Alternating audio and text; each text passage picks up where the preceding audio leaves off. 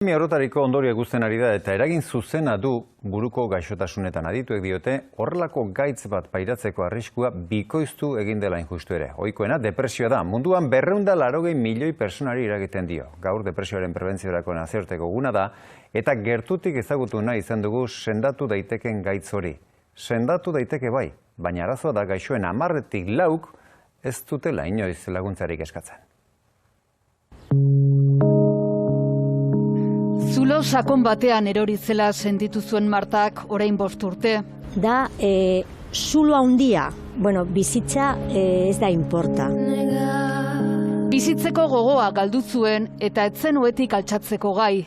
Tratamentu oso importantea da. Laguntza farmakologikoak zein psikologikoak biek lagundu zioten zulotik irteten. Ni ez bali mana ondo nire emozioak, sentimentuak, nire barnek mina biztutzen balin bada, laguntza eskatzea joan behar dutela. Baina depresioa dutenen 40%ik ez dute laguntza eskatzen. Laguntza eskatu berra do, zeatik geune bakarrikan ezin dugu hortikan atera. Senitartekoak ere kolpatzen dituen gaixotasuna da depresioa. Ziero gorra da.